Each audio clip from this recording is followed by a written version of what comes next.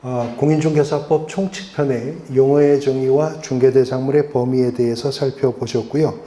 이 공인중개사 정책심의위원회 좀 지엽적인 부분이어서 기초과정에서는 그냥 넘어가고요. 바로 25페이지에 보시면 이제 챕터 2 공인중개사 제도라고 하는 단어 나오죠. 마침 오늘 기초과정 첫 시간인데 공인중개사 제도와 관련된 규정이 저와 함께 공부하시는 공인중개사법이 근거법이기 때문에 첫 시간이기도 해서 오리엔테이션 겸 해서 이 공인중개사 자격제도, 시험제도에 대해서 이제 살펴보려고 합니다. 그것도 이제 기초 이론만 살펴보긴 할 건데, 우리 과목이요. 저와 함께 공부하시는 공인중개사 법령 및 중개실무라고 하는 과목의 특징 중에 하나가요. 아마 대한민국에 시행되는 많은 시험들이 있죠. 오늘 또 대학 수학능력 시험도 있고 또 뭐 임용시험도 있고 여러 가지 자격 시험들도 있지만 아마 어떤 시험의 어떤 과목이든 시험을 보면서 시험 제도를 시험 문제로 출제되는 시험이 없을 거예요. 근데 우리 과목은요, 공인중개사 시험을 보면서 공인중개사 시험 제도를 시험 문제로 출제합니다. 그래서 이 시험 제도에 대해서도 이제 수험생으로 공부를 해 두셔야 되는데, 이미 용어의 정의는 공부했어요. 공인중개사법 2조 2호가 공인중개사에 대해서 용어의 정의를 했었죠. 뭐라고 했었냐면, 공인중개사라 함은 이 법에 의한 공인중개사 무엇을? 자격을 취득한 자를 말한다 라고 정의를 했었습니다. 질문. 자격을 취득한 자를 뭐라고 한다고? 공인중개사라고 칭하고, 등록을 한 자를 뭐라고 한다고? 개업공인중개사라고 했었죠. 그래서 4조, 5조, 6조, 7조, 8조까지가 공인중개사 자격제도, 이어지는 9조, 10조, 11조부터는 중개사무소 등록제도가 나온다고요. 지금 먼저 오늘 자격제도에 대해서 공부하는데, 시험을 통해서 선발하는 전문 자격제도가 공인중개사 제도인데, 오늘 첫 시간에 보셨듯이 이 공인중개사라고 하는 자격제도는 지금 우리가 공부하는 공인중개사법이 1983년 부동산중개업법이라는 이름으로 제정될 때 법 제정과 함께 도입된 제도가 공인중개사 자격제도라고 했었죠. 그래서 83년 제정된 부동산중개업법이 84년 시행이 되고, 법이 시행된 이듬해인 1985년에 가서야 1회 공인중개사 시험이 치루어졌었다고 했습니다. 그래서 지난 10월 2020년에 31회 공인중개사 시험까지 이미 치루어졌고, 이제 여러분들이 2021년에 시행될 32회 공인중개사 시험에 지금 막 도전을 시작을 하신 겁니다. 그런데 1985년에 1회 공인중개사 시험이 시행되어 지난 10월에 31회 시험까지 이미 치루어졌잖아요. 그러면 85년부터 2020년 올해까지 몇 년이 지났죠? 아니 뭐 미적분 해보자는 게 아니고 그냥 뺄셈 해보자는 건데 35년 지났어요. 35년이 지났는데 공인중개사 시험은 몇 회까지? 31회까지밖에 안 났죠. 그러면 시험이 매년 있었던 게 아닌가 보네. 그렇습니다. 공인중개사 시험이요, 85년 1회 시험이 치루어졌는데요, 85년 1회 공인중개사 시험의 합격자가 64,000명입니다. 그러니까 그때는 전문 자격제도를 처음 도입하고 시급히 정착시켜야 될 필요도 있었고, 이미 이 땅에서 복덕방 하던 분들이 있었잖아요. 이분들이 자기 직업과 직접 관련된 전문 자격제도가 도입되니까 대거 응시했겠죠. 그래서 시급하게 전문 자격제도를 정착시켜야 할 필요가 있었기 때문에 의도적으로 1회 공인중개사 시험은 아주 쉽게 출제했습니다. 그래서 1회 시험은요, 합격률이 거의 40%에 육박합니다. 10명 중에 4명은 합격을 했다고요. 그래서 사실 1회 시험은 합격했다는 표현보다는 주섰다라고 표현하는 게, 혹시 좀 원로들 중에서 1회 출신이 있으면 그분들은 운 좋은 거죠. 무슨 전문 자격 시험이든 1회 시험은 응시하시는 게 좋아요. 웬만하면 자격증 주거든요. 그래서 합격자 통계를 보면 2회, 3회, 4회, 5회, 6회, 7회, 8회, 9회, 10회 합격자를 다 합쳐도 1회 합격자 숫자가 안 됩니다. 그렇게 1회 합격자가 많이 쏟아졌습니다. 지금 그래도 자격증 중에 제일 퀄리티 있는 것 중에 하나가 변호사 자격이죠. 지금은 법학전문대학원 나오고 변호사 시험 합격해야 되지만 전에는 사법시험 제도가 있었잖아요. 그 사법시험 전에는 또 변호사 시험이라는 게 또 있었었고요. 근데 그 원로 변호사분들 중에요. 그 변호사 시험 3회 응시원서 접수받고 나서 유교사변이 터졌대요. 예, 그래갖고 뭐 정신없는 상태에서 수험표 들고 부산까지 내려온 사람들은 다 그냥 거기서 자격증 줬다고. 그래서 원로 변호사들 중에서도 변시 3회 출신들은 좀 실력을 의심해 봐야 된다는 얘기도 있고 그런데 하여튼 1회 때 그랬어요. 1회 때 그렇게 합격자가 쏟아지고 나서요. 86년 2회 시험, 87년 3회 시험, 88년 4회 공인중개사 시험까지 치러졌는데 그 다음부터는 응시 수요도 별로 없고 합격자도 뭐 3,000명, 4,000명 그랬었다고요. 그래서 이걸 뭘 매년 시험을 보냐 이 시험을. 그래서 90년대로 넘어가면서 공인중개사 시험은 경년제로 바뀝니다. 그래서 1990년대에는 홀수 연도에만 공인중개사 시험이 있었어요. 91년, 93년, 95년, 97년, 99년 이렇게 홀수 연도에만 공인중개사 시험이 치루어지다가 2년에 한 번씩 90년대 말 IMF 외환위기가 터지죠. 대량 실직 사태가 발생합니다. 또 실직하지 않은 분들도 평생 직장이라는 신화가 깨져버리잖아요. 언제든지 정리해고 명예퇴직될지 모른다. 그러니까 내가 노년에 어떤 수익을 누릴 수 있는 자격을 준비해야 되겠다. 이러면서 90년대 말 공인중개사 시험이 돌풍을 일으킵니다. 그러니까 매년 시험을 시행하지 않고는 응시 수요를 감당할 수 없게 되어서 2000년부터 11회 공인중개사 시험부터 이제 시험은 매년 실시하는 것으로 바뀌었고요. 제가 고해부터 강의를 시작했습니다. 2000년부터.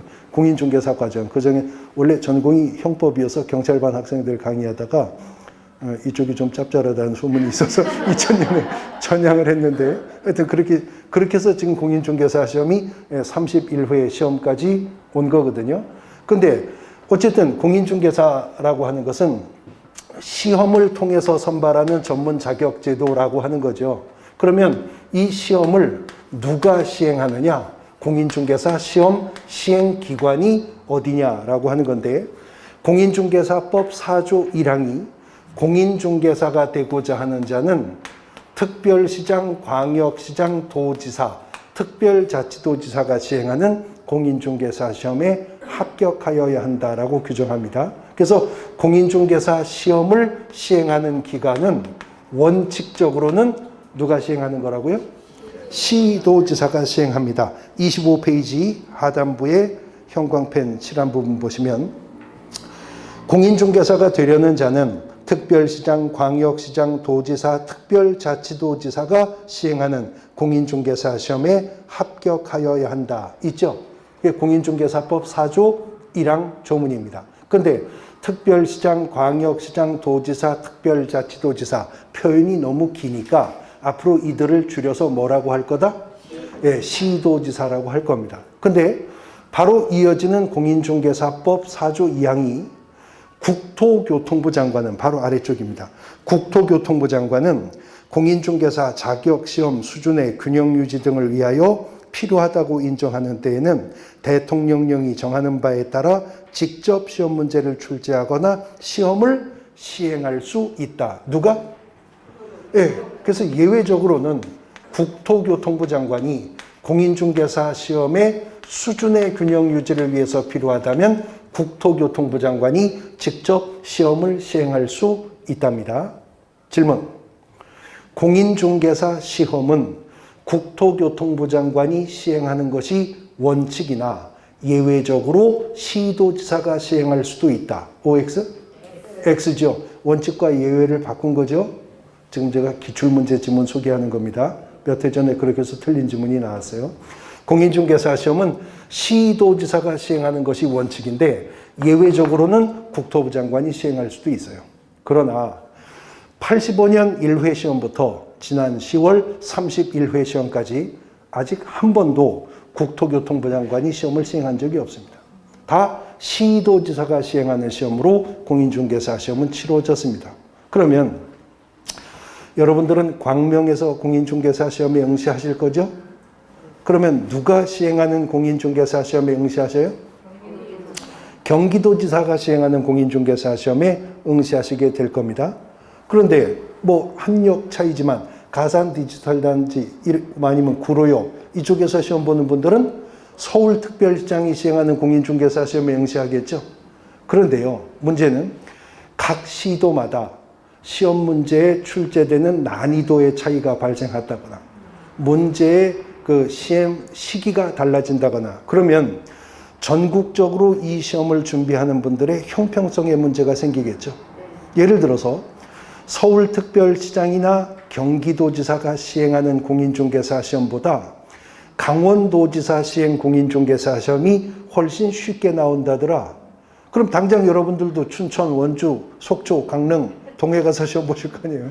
그래서 공인중개사 시험은 시도지사가 시행하는 것이지만 시험 시행기관이 시험 시행 업무를 위탁을 해서 위탁기관이 공인중개사 시험 업무를 주관하도록 하는데 지금 공인중개사 시험 시행 업무를요 위탁받을 수 있는 기관이 공공기관 운영에 관한 법률상의 공기업 또는 준정부 기관이 위탁받을 수 있고 또 하나 공인중개사협회입니다.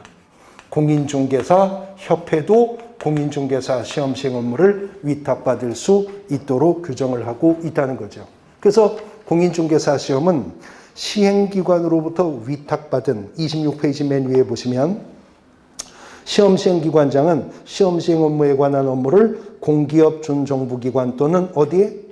협회에 위탁할 수 있다라고 되어 있죠. 그런데 공인중개사협회 이것도 하나의 장으로 우리가 뒤에서 이제 나중에 공부할 거거든요. 근데 공인중개사협회는 개업 공인중개사들이 모인 단체겠죠. 그러니까 의사협회, 변호사협회, 약사협회 그렇듯이 공인중개사협회가 있는데 규정상으로는 공인중개사협회도 시험 시행 업무를 위탁받을 수 있도록 규정되어 있지만 85년 1회 시험부터 지난 10월 31회 시험까지 아직까지는 한 번도 공인중개사협회가 시험 시행 업무를 위탁받아 본 적이 없어요. 그런데 지금 공인중개사협회에서는 규정되어 있으니 우리가 시험을 주관할 테니까 우리한테 넘겨달라. 우리한테 위탁해달라고 계속 요구하고 있지만 아직까지는 위탁된 적이 없거든요. 그런데 만약에 여러분들이 응시하시는 32회 공인중개사 시험에 협회가 시험 시행 업무를 위탁받는다면 여러분들한테 희소식일까요? 악재일까요? 악재. 자, 공인중개사협회 회원은 여러분들보다 한 발 먼저 합격하신 분들의 모임이죠. 그럼 이분들이 시험 업무를 위탁받아 주관을 하면서 후진 양성을 위해서 가급적 쉽게 출제해서 더 많은 합격자를 양상해보자 이런 마인드로 시험 주관하겠어요? 밥그릇 문제인데요. 한 명이라도 합격자가 줄어들어야 그 밥그릇을 지킬 수 있잖아요. 안 그래도 지금 공인중개사협회는요. 계속해서 공인중개사 시험제도 개편 공청회 같은 데서 협회 관계자로 나오는 분들 주장하는 것들 이런 겁니다. 의학전문대학원 나와야 의사하는 거 맞지? 법학전문대학원 나와야 변호사하는 거 맞지? 그러면 공인중개사도 이제 부동산 관련 학과 졸업자에게만 응시 자격을 줍시다. 이런 거 주장하는 데가 협회예요. 세계화 전문화 추세에 발맞추어 나가기 위해서 앞으로 공인중개사 시험 과목에 영어를 추가합시다. 이런 거 주장하는 데가 지금 협회라고. 네. 공인중개사 시험에 영어 들어가면 시험 보실 분 몇 분 안 계시잖아요. 네, 그런 형편인데 다행히도 지금 아직 공인중개사 시험은 실제로는 공기업 준정부기관 중에서 어딘지 아시죠? 한국산업인력공단이에요. 네. 한국산업인력공단에서 지금 공인중개사 시험을 위탁받아 주관하고 있습니다. 그런데 그 한국산업인력공단 저 마포 공덕동 사거리에 있거든요. 거기가 뭐 하는 데냐면 주요 자격 검정 업무는 거기서 다 합니다. 그러니까 뭐 요리사 시험, 미용사 시험 뭐 이런 것도 다 한국산업인력공단이 자격 검정 업무 주관하거든요. 그러니까 전문 기관이니까 지금 한국산업인력공단에 위탁하고 있는데 계속 한국산업인력공단이 위탁받았었던 건 아니고요. 15회 추가 시험부터 16회, 17회, 18회 시험까지는 또 한국토지공사가 위탁받아서 이 시험을 주관했었어요. 지금은 주택공사하고 합쳐져서 토지주택공사가 되었지만, 그래서 어쨌든 지금은 한국산업인력공단이 업무 위탁받아 주관하고 있지만, 그건 본법상 업무 위탁 규정에 따라 그런 것이지, 합격하시면 여러분들은 다 공인중개사 자격증 맨 밑에 경기도지사 명의로 공인중개사 자격증을 부여받으시게 될 겁니다. 그러면 이렇게 시행되는 공인중개사 시험에 누가 응시할 수 있느냐? 응시 자격에 관한 부분인데요. 공인중개사 시험의 응시 자격은 이 법이 개정되어 가는 과정 속에서 문호가 점차 개방 완화되었습니다. 그래서 이제는 공인중개사 시험의 응시 자격은 제한 없음이 원칙입니다. 제한 없음이 원칙입니다. 처음에 1회 공인중개사 시험이 시행될 때는요, 이 시험의 응시 자격을 1차 시험일이 속한 연도에 20세 이상인 대한민국 국민인 자 그랬었다고요. 그러다가 법이 개정이 되면서요, 대한민국 국민인 자라는 표현이 없어졌습니다. 그래서 이제는 외국인도 공인중개사 시험에 응시할 수 있게 되었어요. 그리고 그것도 법 개정하면서 20세 이상인 자라는 표현도 삭제했어요. 그래서 이제는 미성년자도 만 19세에 달하지 아니한 자도 공인중개사 시험에 응시할 수가 있게 되었다는 것입니다. 원칙적으로 응시 자격에 제한이 없습니다. 그래서 제가 몇 해 전까지만 하더라도 아주 큰 그 공인중개사 학원 업체에서 전속 강의를 한 적이 있었는데, 거기 이제 합격자 모임을 하면 전국적으로 동영상 강의를 들은 뭐 수백 명 이상의 합격자가 모이죠. 근데 보니까 거제도에서 중학교 2학년짜리가 합격자 모임에 아버지 양복을 입고 왔더라고요. 하도 어려 보여서 너 몇 살이야? 그랬더니 중학교 2학년이라고요. 근데 그해 합격을 해서 합격자로 나왔더라고요. 그래서 시험 어렵지 않디? 그랬더니 아주 재밌고 즐거웠었다고. 저 내년에는 법무사 시험 보려고요. 뭐 그런 친구도 있었습니다. 이제 응시 연령도 제한이 없기 때문에 그렇습니다. 그런데 공인중개사 응시 자격에 제한을 받는 경우가 딱 두 가지가 있습니다. 첫 번째는 공인중개사 자격 취소 처분을 받으면 자격 취소 처분을 받고 3년간은 공인중개사 자격을 재취득할 수가 없게 됩니다. 왜 이런 규정을 두고 있을까요? 자격을 취소당했다는 것은 자격을 취득한 적이 있었다는 거죠. 자격을 취득했었다는 것은 시험에 합격했었다는 걸 의미하죠. 시험에 합격을 했었다는 것은 합격할 만큼 공부가 돼 있다는 걸 의미하잖아요. 근데 공인중개사법에 이 규정이 없으면 공인중개사들이 자격 취소라는 행정처분을 겁낼 이유가 없잖아요. 위화력이 없어진다고요. 자격증 양도되어 하다가 적발되어 자격 취소 처분 받으면 그해 10월에 응시원서 내고 시험 한 번 더 보고 또 하나 자격증 꺼내서 빌려주고 팔아먹다가 걸리면 그 다음에 또 시험 보고 그러면 안 되죠. 그러니까 한 번 자격이 취소가 되면 3년간은 공인중개사 시험에 응시할 수 없도록 제한을 가하고 있는 겁니다. 아마 입법의 의도는 그렇지 않을까요? 3년이면 까맣게 까먹기 충분한 세월 아닐까. 뭐 그런 입법의 의도가 아닐까 싶습니다. 그 다음에 두 번째는 공인중개사 시험에서 부정행위가 적발되면 그 시험은 무효 처리가 되겠죠. 쉽게 말해 컨닝 치다가 걸리면 시험 무효 처분이 되겠죠. 그 자는 무효 처분일로부터 5년간은 응시 자격에 제한을 받습니다. 부정행위로 적발되어 시험이 무효 처분이 되면. 여기에만 해당하지 않으면 누구든 공인중개사 시험에는 응시할 수가 있는 겁니다. 혹시 여기 컨닝 치다가 걸렸는데 5년 안 된 분 계신가요? 그런 분 안 계시면 다 공인중개사 시험에 이제 응시는 하실 수가 있게 된다는 거죠. 그 다음에 이제 오른쪽에 보시면 그 응시자이고요. 그 하단부에 보시면 공인중개사 시험은 매년 1회 이상 시험을 시행한다. 그리고 시험의 공고, 뭐 지역적인 부분이니까 내용들을 살펴보시면 되고, 이제 공인중개사 시험 과목인데, 그건 앞서 제가 먼저 언급을 한 적이 있었죠. 첫 시간에 공인중개사 시험은요, 언제나 1차 시험과 2차 시험으로 구분하여 시험을 시행합니다. 공인중개사 시험을 1차와 2차로 구분해서 시행한다는 것은 예외가 없습니다. 근데 그 중에 1차 시험 과목이 두 과목이라고 했어요. 먼저 민법 및 민사특별법이라고 하는 한 과목이 있고, 그 다음에 또 하나가 뭐였었죠? 부동산 학개론이라고 하는 과목. 이렇게 1차 시험 과목은 두 과목이고, 2차 시험 과목은 실제 시험에서는 세 과목으로 출제가 된다고 했었죠. 그 중에 저와 함께 공부하셔야 되는 과목이 바로 이 공인중개사 법령 및 중개 실무라고 하는 과목이 있고, 그 다음에 또 하나가 부동산 공법이라고 하는 과목이 있고요. 그리고 실제로는 한 과목으로 출제가 되지만 학원에서는 두 과목으로 구분해서 공부하는 것이 부동산 공시법과 세법이라고 하는 과목입니다. 그래서 공인중개사 시험은 1차 시험 과목 두 과목, 2차 시험 과목 세 과목 이렇게 나누어서 언제나 시험은 구분하여 시행되는데, 지금 현행 공인중개사법 규정에 보면 시험의 출제 방법을 1차 시험은 선택형을 원칙으로 출제하도록 합니다. 그리고 여기에 주관식 단답형이나 기입형도 가미해서 출제할 수 있도록 하고 있고요.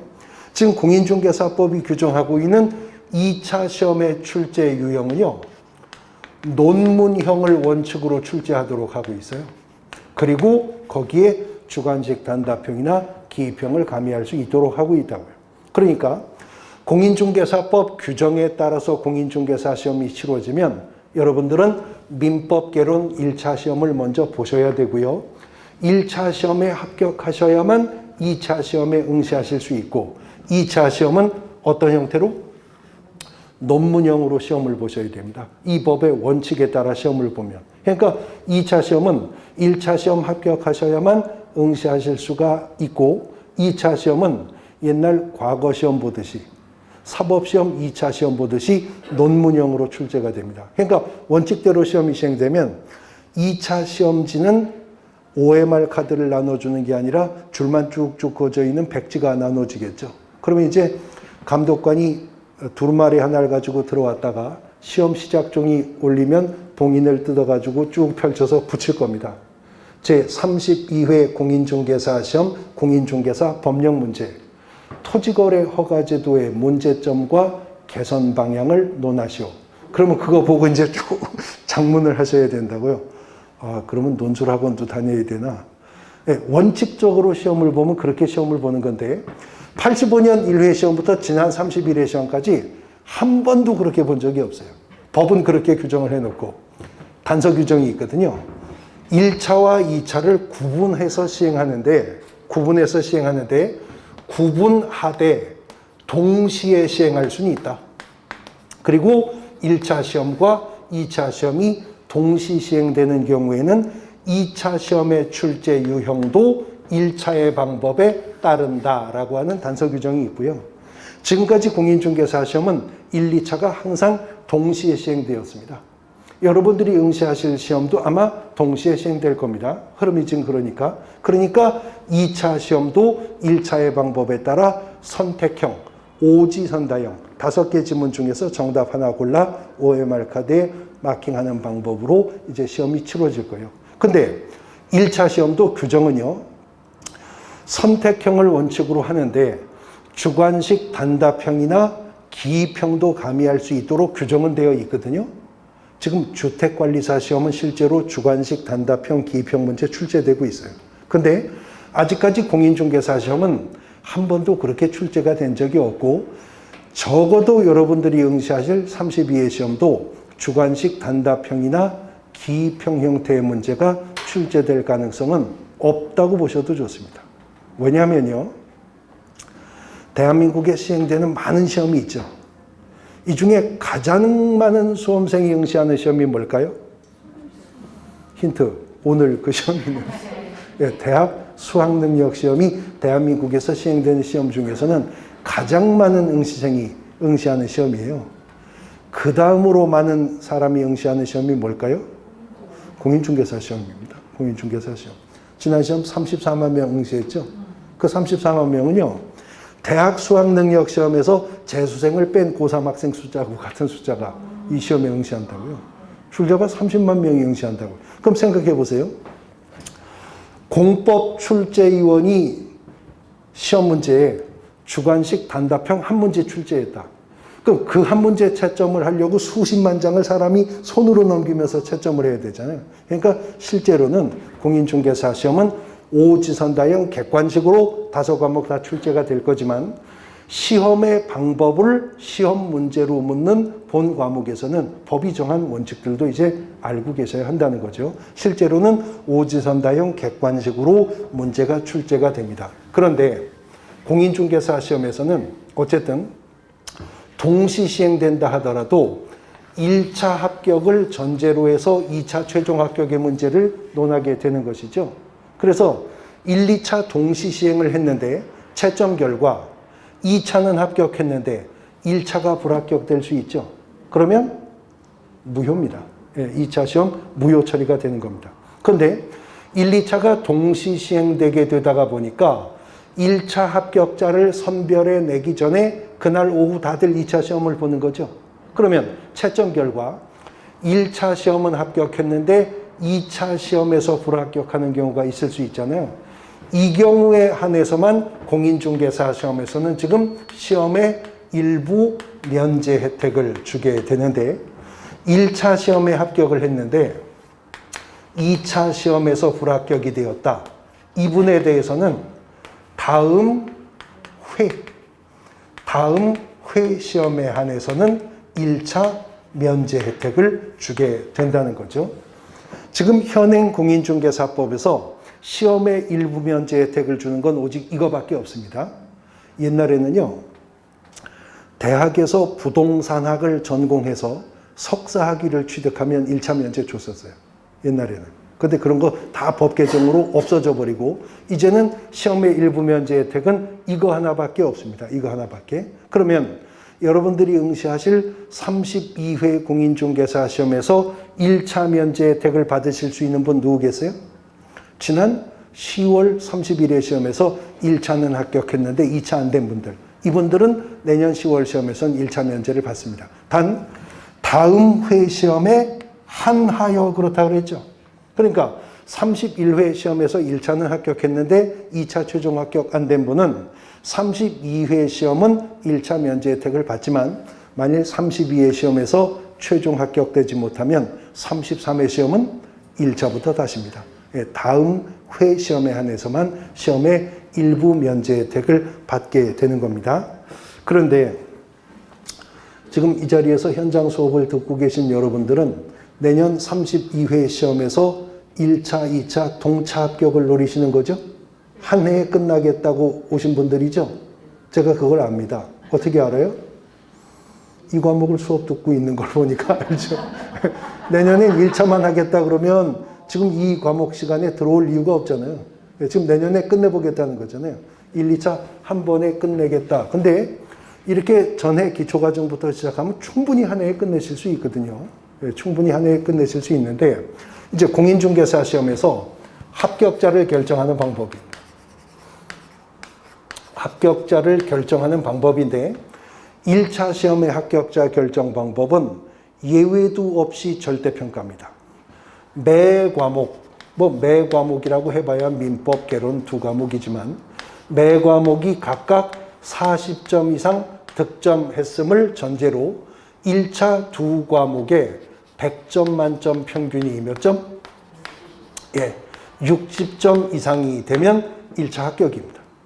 그런데 2차 시험의 합격자 결정 방법은요, 원칙은 1차와 동일합니다. 매 과목 세 과목이죠, 2차는? 매 과목 40점 이상 득점했다는 것을 전제로 2차 세 과목에 100점 만점 평균이 60점 이상이 되면 이제 2차까지 최종 합격해서 공인중개사 자격증 교부받으시는 거거든요. 근데 2차 시험은요, 공인중개사 시험 공고에 따라서 예외적인 합격자 결정 방법이 적용될 수도 있답니다. 먼저 공인중개사의 수급상 필요. 수급이라는 말이 무슨 뜻이죠? 수요와 공급의 준말이잖아요. 공인중개사 수급상 필요에 의해서라면 선발 예정 인원을 공고하고 2차 시험을 볼 수도 있어요. 그 다음에 또 하나는 공인중개사 시험에 응시생의 형평성 확보요. 응시생의 형평성 확보를 위해서 필요하면 이때는 최소자가 들어갑니다. 최소 선발 인원이나 응시자 대비 최소 선발 비율을 공고하고 시험을 볼 수도 있답니다. 2차 시험은. 그러니까 예를 들어서 32회 공인중개사 시험 공고가 나왔는데 수요와 공급을 조절하기 위한 필요에 의해서, 수급상 필요에 의해서 선발 예정 인원을 공고한다. 예를 들어서 18,000명 선발합니다. 이렇게 시험 공고하고 공인중개사 시험이 치러지면 2차 시험 합격자 결정 방법은 공법, 공시세법, 법령실무 과락 없는 분들을 수석 합격자부터 고득점자 순으로 쭉 줄 세우겠죠. 그래서 18,000 등에서 끊는 겁니다. 그러니까 상대평가한단 말이에요. 근데 응시생의 형평성 확보를 위해서 필요할 때는 최소 선발 인원이나 비율을 공고할 수 있다. 그러니까 이 말입니다. 15,000명까지는 합격자로 하겠다. 아니면 최소 선발 비율, 응시자 대비 상위 15%까지는 합격자로 하겠다. 이렇게 공고할 수도 있다는 거죠. 그럼 예를 들어서 32회 공인중개사 시험 공고가 나왔는데 최소 선발 인원 15,000명 이렇게 선발 예정 인원이 공고가 되었대요.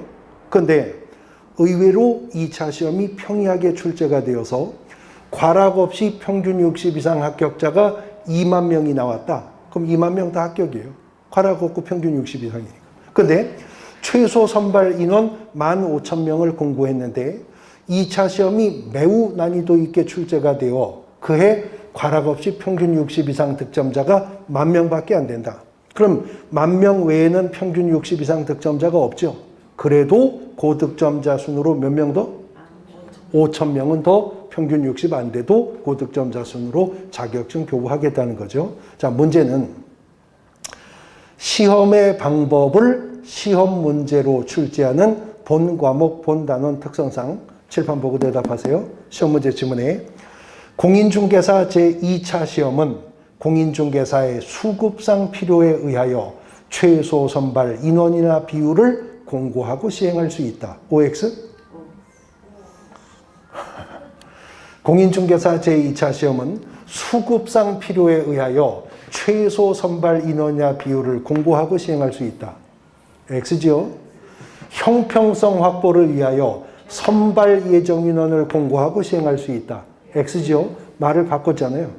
근데 지금은 금방 설명을 듣고 칠판을 보면서 OX를 맞추니까 맞추지. 그렇게 바꾸어서 시험 문제 지문을 만들어도 문장의 국문법적인 흐름은 하나도 어색함이 없습니다. 그러니까 이런 부분들 별것도 아니면서 시험 문제 지문과 지문으로 만났을 때는 난이도 있는 지문이 될 수 있지만 하여튼 그거는 이제 그 이론의 내용이 그렇다는 것이고 우리에게 적용되는 거 아니니까 기본 과정부터 살펴보고 기본 과정에서부터 자세히 보고 어쨌든 실제 여러분들에게 적용되는 것은 매 과목 40점 이상 평균 60점 이상 득점하면 합격이 되시는 겁니다.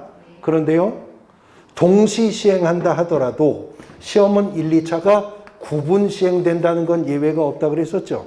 그러니까 과락 없이 평균 60 이상 득점해야 된다는 게 민법, 개론 두 과목의 평균이 60점 이상이 되어야 한다는 거고 공인중개사, 법령 및 중개실무, 공법, 공시제법 세 과목의 평균이 60점 이상이 되어야 한다는 거예요. 1, 2차는 어떻게? 구분해서 시행되는 거니까. 그러면 동시 시행을 했는데 채점을 해보니까 5과목 다 40점 이상 득점했는데 5과목 전체 평균은 60점 이상이 되는데 그게 2차 3과목에서 고득점한 결과이지 1차 2과목의 평균은 60점 이상이 안 된다. 그러면 불합격입니다. 2차 합격 점수 나온 거 무효 처리가 되는 거라고요. 근데 거꾸로 1차는 2과목이 다 40점 이상 득점했고 평균 60 이상 나왔는데 2차 시험 과목 3과목 중 1과목이 40점 이상 득점되지 않아 과락이 되었거나 아니면 3과목의 평균이 60점 이상 득점되지 않았다면 그자는 그렇죠. 1차만 합격이 인정되고 그분은 다음 회의 시험에 한해서는 1차 면제 혜택을 받게 된다는 거죠. 그러면 내년 10월 최종 합격을 목표로 하고 계시는 여러분들은 1차, 2차 일단은 모든 과목이 5과목 다 40점 이상은 득점해야 되겠죠? 그리고 1차 2과목의 평균이 60점 이상 2차 3과목의 평균이 60점 이상 득점해야 이제 내년 겨울 공인중개사 자격증을 교부받으실 수가 있는 겁니다. 그러니까요. 민법이 90점 나왔다. 근데 학개론이 35점 나왔다. 그러면 그건 채점할 필요도 없는 거죠. 과락이잖아요. 불합격입니다. 그러면 민법이 40점 나왔어요. 과락을 면했나요? 40점 이상이니까 턱걸이지만 과락을 면했어요. 그러면 민법 40점 맞아놓고 1차 합격할 수 있어요? 그럼요. 네. 그럼요. 길은 있어요. 부동산 학개론 몇 점 맞으면? 80점 맞으면 40점, 80점 과락은 없고 2과목의 평균 얼마? 60점이네요. 합격이네요. 1차 합격이네요. 그러니까 우리가 여기서 뭘 알 수 있냐면 1차 시험은 2과목이죠. 그렇기 때문에요. 민법이든 개론이든 80점을 초과해서 득점할 이유가 전혀 없다는 걸 알 수 있죠. 그렇죠? 더 맞춰서 뭐 할 거예요? 평균 점수가 높다고 자격증에 금태 둘러주고 이런 거 아니에요. 그냥 똑같은 자격증 주니까 민법이든 개론이든 어느 과목이든 80점을 초과해서 득점할 이유가 전혀 없는 거예요. 평균 60점 만들면 되는 거고 넘어가야 2차로 넘겨줄 수 있는 점수도 아닌 거니까. 그러니까 시험 봤는데 민법 95점 맞았다. 그거 과도하게 필요 없이 용 쓴 겁니다. 그렇게 나올 점수면 여기 2차 공부를 했었어야지. 그리고 2시간 남으면 놀든가. 과도하게 용 쓴 거라고요. 1차 시험은 2과목이기 때문에 그렇다는 겁니다. 근데 문제는 2차 시험 과목은 몇 과목이에요? 3과목이어서 문제입니다. 3과목이어서 문제입니다. 자, 예를 들어서 부동산 공법 40점 나왔어요. 간신히 턱걸이를 면했습니다. 공시세법 40점 나왔습니다. 간신히 턱걸이를 면했습니다. 그러면 공법 40점 맞아놓고 공시세법 40점 맞아놓고 2차 최종 합격할 수 있는 길이 있어요? 그렇죠. 공인중개사 법령 실무를 100점을 맞았다. 퍼펙트하게 다 맞춰버렸다. 그러면 예를 들어서 공법 40점 맞았고요. 공시세법도 40점 맞았거든요. 근데 공인중개사 법령을 100점 맞았어요. 왜요? 선생을 잘 만나서. 그러니까 100점을 맞았어요. 그러면 40, 100 과락 없고 세 과목의 평균 얼마? 60 됩니다. 합격입니다. 공인중개사 자격증 교부받을 수가 있다고요. 그러니까 2차 시험은 어느 한 과목에서 고득점 할 수 있다면 할 수 있는 한 고득점 하는 게 좋겠죠. 할 수 있는 한 고득점 하는 게 좋겠죠. 다른 과목의 평균을 올려줄 수 있는 효과가 80점을 넘어 90점을 넘어 100점까지도 효과를 발휘하기 때문에 그렇습니다. 그런데 오늘 대학 수학능력 시험이 있는데 명문대학 가려면 여러 가지 과목이 있겠지만 잘해야 되는 과목 3가지가 있죠. 네? 국영수죠, 국영수. 예, 국영수 못하면 뭐 역사를 암만 잘하고 뭘 암만 잘해도 명문대학 못 가는 거 아니에요? 근데 우리 공인중개사 시험에서도요, 시험 과목 중에 그 대학생의 대학 입학 시험에 국영수에 해당하는 과목이 있거든요. 그 국영수에 해당하는 과목이 안타깝게도 제가 강의하는 과목이 아니라 1차 두 과목, 민법과 부동산 학개론과 2차 시험에서는 공법입니다. 그러니까 이 민법이나 개론이나 공법은요, 나머지 과목에서 배우는 모든 내용보다도 한 과목이 학습 분량이 많습니다. 국영수에 해당한다고 생각을 하셔야 됩니다. 그러니까 일단 기초과정에서는 민법 및 민사특별법 중에서도 민법편에 대한 기초이론 확립에 집중하셔야 되고, 지금 월요일부터 계속 매일 하루에 한 과목씩 공부하시죠? 이렇게 공부하시면, 그러면 매주 목요일은 공인중개사법 수업 듣는 날이니까 목요일은 공인중개사법 강의 듣고 하루 종일 공인중개사법 공부하고, 또 화요일은 공시법 수업하는 날이니까 하루 종일 공시법 수업 듣고 그날은 공시법만 공부하고, 이렇게 공부하면 무조건 떨어집니다. 네, 무조건 떨어져요. 그러니까 기초과정, 기본과정은요, 이 공인중개사 법령 및 중개실무 과목은 어떻게 하느냐, 그냥 수업만 들으면 됩니다. 네, 수업만 듣고 오후에는 뭐예요? 민법 해야 돼요. 네, 저녁에 뭐예요? 민법 하셔야 됩니다. 민법 하셔야 돼요. 개론하셔야 되고, 이제 조금 지나면 공법 하셔야 되고, 그냥 수업만 들으시면 되는 거라고요.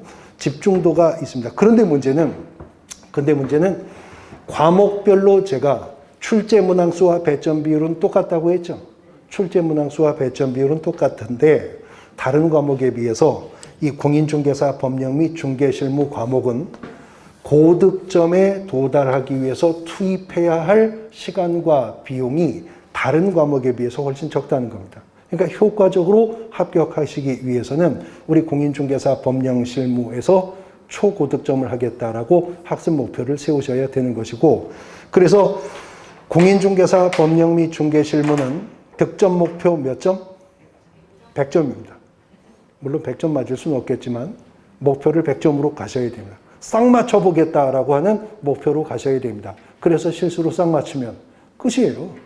나머지는 과락만 면해도 합격이라고요. 나머지는 과락만 면해도 합격이니까 되지도 않는 어마어마한 분량의 공법 가지고 막 그렇게 속 끓이지 마시고, 그 공시제법 가지고 힘들이지 마시고, 여기서 퍼펙트하게 득점을 하고 나머지는 과락을 간신히 면한다 하더라도 적어도 공법에도 한 10점 나눠주고 공시세법에도 한 10점 나눠줄 수 있는 여유 점수, 그러려면 최소 80점 맞아야 되겠죠. 합격한 분들의 대부분은 공인중개사 법령에서 고득점을 한 결과로 합격을 하시게 되는 거거든요. 아무쪼록 내년 10월 공인중개사 32회 시험에 응시하셔서 이 과목 문제를 푸시면서 내가 이 과목 때문에 이번에 합격하는구나, 이런 고백을 하실 수 있도록 앞으로 1년간 열심히 강의 준비하고 성실히 강의하도록 하겠습니다. 오늘 첫 시간을 여기서 마무리하겠습니다. 수고하셨습니다.